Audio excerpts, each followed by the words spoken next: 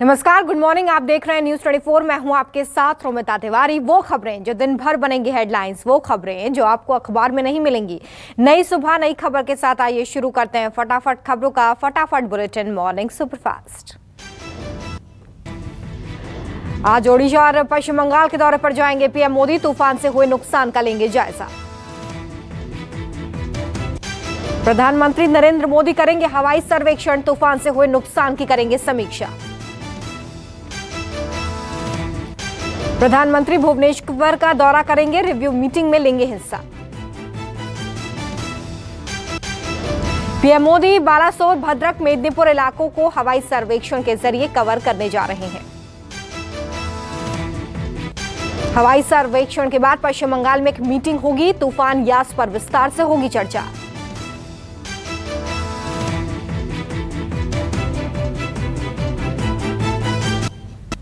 PM Modi की बंगाल में होने वाली मीटिंग में बंगाल की सीएम ममता बनर्जी भी हिस्सा लेंगी। ममता बनर्जी भी 2 दिन बंगाल में तूफान यास से प्रभावित इलाकों का दौरा करेंगी। नुकसान का लेंगी जायजा। पीएम मोदी के बंगाल में तूफान का जायजा लेने से पहले ही सीएम ममता बनर्जी ने 15,000 करोड़ के नुकसान का किया दावा। तूफान यास का सबसे ज्यादा असर ओडिशा में देखने के लिए मिला है, जहां पर कई जगहों पर पेड़ गिरे।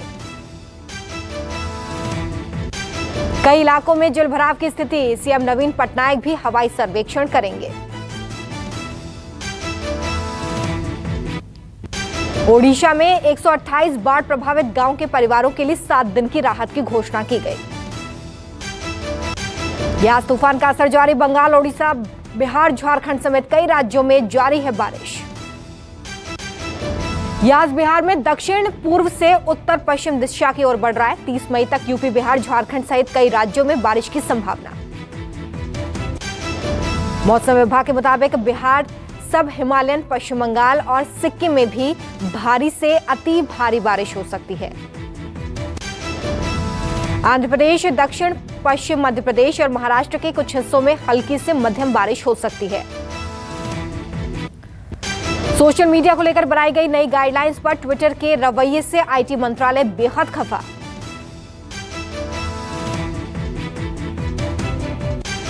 आईटी मंत्रालय ने यह साफ कहा है कि वो दुनिया के सबसे बड़े लोकतंत्र को ना सिखाए कि हमें क्या करना है और क्या नहीं। आईटी मंत्रालय ने कहा कि ट्विटर मुद्दा भटकाने के बजाय नियमों का पालन करे। कहा, ट्विटर का जवाब जबरन अपनी शर्तें थोपने जैसा। आईटी रूल्स और पुलिस एक्शन पर ट्विटर ने कहा था कि यूजर्स के फ्रीडम ऑफ एक्सप्रेशन के साथ नहीं होगा समझौता। ट्विटर ने कहा था कि वो फ्रीडम ऑफ एक्सप्रेशन पर हो रहे हमले से चिंतित है और निजता के लिए अपनी लड़ाई को जारी रखेगा। गृह मंत्रालय ने कोरोना के खिलाफ मौजूदा दिशा निर्देशों को 30 जून तक बढ़ा दिया है। कहा, एक्टिव मरीजों की संख्या अब भी बहुत ज्यादा। गृह मंत्रालय ने राज्यों से कहा कि जिन जिलों में अधिक मामले हैं वहां पर स्थानीय स्तर पर नियंत्रण के उपाय सुनिश्चित हों। गृह मंत्रालय ने 29 अप्रैल को राज्यों को एक आदेश जारी किया था। ज्यादा केस वाले जिलों में कंटेनमेंट जोन बनाने को कहा था। दिल्ली में आज डीडीएमए की बैठक होगी। बैठक में दिल्ली में कोरोना के ताजा हालातों पर चर्चा। बैठक में दिल्ली में आगे की स्थिति पर चर्चा की जाएगी। 1 मई से लॉकडाउन में कुछ ढील दिए जाने पर भी चर्चा संभव मानी जा रही है।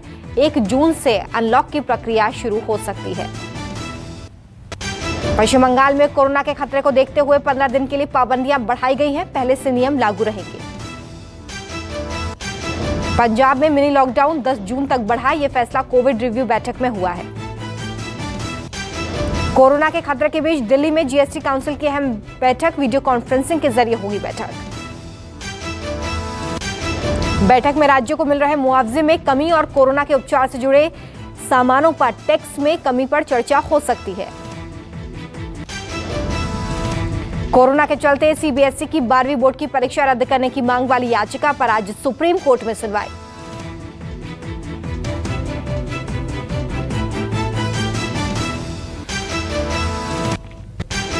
वैक्सीनेशन के लिए सरकार ने नई गाइडलाइंस जारी की हैं। इसमें सीनियर सिटीजन और दिव्यांगों के लिए सहूलियत। वैक्सीनेशन एक्सपर्ट ग्रुप का प्रस्ताव सरकार को मंजूर। 60 साल के ऊपर और दिव्यांग लोगों को घर के पास लगेगी वैक्सीन। पंजाब में कोरोना वैक्सीन पूरी तरह से खत्म। वैक्सीन खत्म होने से टीकाकरण रुका। वैक्सीन की 2 अलग-अलग डोज देने के मामले पर बोले नीति आयोग के सदस्य वीके पॉल। कहा दोनों डोज एक ही वैक्सीन की दी जाएगी। वीके पॉल ने कहा कि अगर ऐसा हो भी गया है तो चिंता करने की जरूरत नहीं। कई देशों में हो रहा है मिक्सिंग वैक्सीन ट्रायल।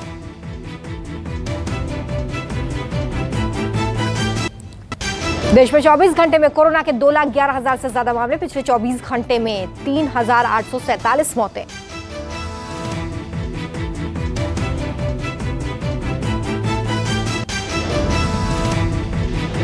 दिल्ली में कोरोना के 24 घंटे में 1,072 नए मामले सामने आए। पिछले 24 घंटे में 117 लोगों की मौत। महाराष्ट्र में कोरोना के 24 घंटे में 21,273 नए मामले। 24 घंटे में 425 लोगों ने तोड़ा दम। राजस्थान में 24 घंटे में कोरोना के 3,454 नए मामले सामने आए। पिछले 24 घंटे में कोरोना से 85 लोगों की मौत। पश्चिम बंगाल में कोरोना के 24 घंटे में 13,046 नए मामले दर्ज किए गए हैं। तो वहीं पिछले 24 घंटे में कोरोना से 148 लोगों की मौत। दिल्ली के लाल किला हिंसा मामले में आज कोर्ट में होगी सुनवाई। कोर्ट दिल्ली पुलिस के आरोप पत्र पर विचार करेगी। पुलिस ने चार्जशीट में कहा है कि किसान लाल किले पर कब्जा करके लाल किले को कई नई प्रोटेस्ट साइट बनाना चाहते थे। चार्जशीट में यह भी कहा गया है कि साजिश के तहत किसानों को भीड़ में शामिल कर लाल किले में दाखिल करवाया गया था। चार्जशीट के मुताबिक लाल किला हिंसा की साजिश नवंबर-दिसंबर में रची जा चुकी थी। किसान मार्च कर ट्रैक्टर भी खरीदे गए थे। यूपी में चुनाव से पहले योगी मंत्रिमंडल में विस्तार की अटकलें तेज। योगी ने राज्यपाल से मुलाकात की। 1-2 दिन में विस्तार संभव। महाराष्ट्र के जालना में पुलिस ने एक आदमी की बेरहमी से पिटाई की है। वीडियो वायरल, युवक की मौत। यूपी के शाहजहांपुर में दलित व्यक्ति की पिटाई का वीडियो वायरल। 4 लोगों ने लाठी डंडों से पीटा। पुलिस ने वीडियो के आधार पर मुकदमा दर्ज कर लिया है। जमीनी विवाद के चलते दलित व्यक्ति की पिटाई की गई है। नोएडा के कोतवाली फेज 2 में हत्या में पुलिस का खुलासा। हत्या में शामिल पत्नी प्रेमी समेत 4 गिरफ्तार। वारदात के बाद पत्नी ने पुलिस को बताया कि अज्ञात बदमाशों ने पति की हत्या कर दी।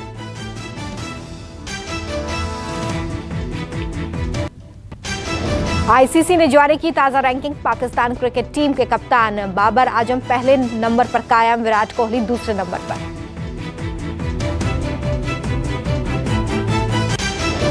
पाकिस्तान क्रिकेट बोर्ड ने पीएसएल के लिए 25 भारतीयों को बुलाया। यूएई ने वीजा भी दिया। कोविड-19 के बढ़ते संक्रमण को देखते हुए इंग्लैंड में क्रिकेट स्टेडियम में बच्चों की एंट्री पर रोक।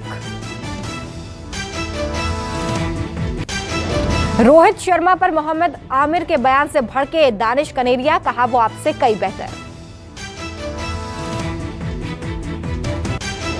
इरफान पठान ने तस्वीर में ब्लर किया पत्नी का चेहरा। सोशल मीडिया पर हो रही आलोचना।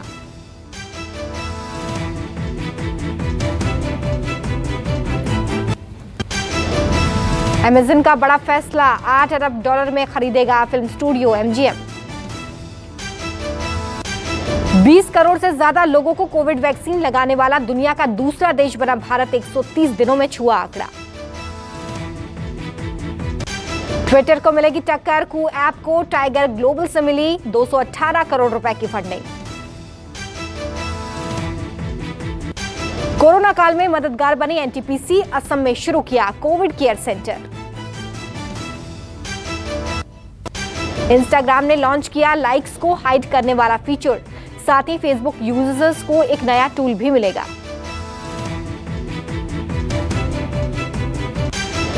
माइक्रोसॉफ्ट ने लॉन्च किया पावरफुल लैपटॉप। 19 घंटे तक चलेगी बैटरी।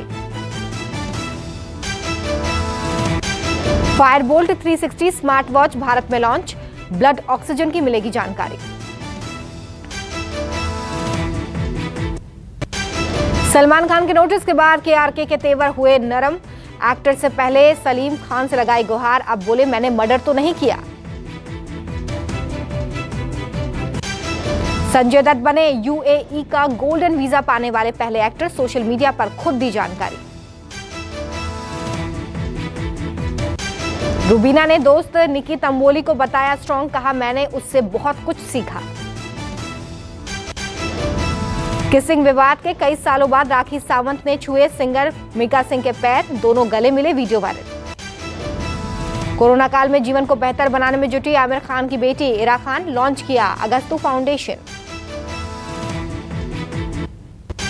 कोविड-19 को लेकर अमेरिका ने चीन पर फिर बनाया पारदर्शी जांच का दबाव, WHO से भी मदद मांगी। एरिक हो सकते हैं भारत में अगले राजदूत, अमेरिकी राष्ट्रपति बाइडेन के खास सहयोगी हैं। चीन पर होगी चौकस नजर, LAC पर तैनात होंगे नए इजरायली ड्रोन।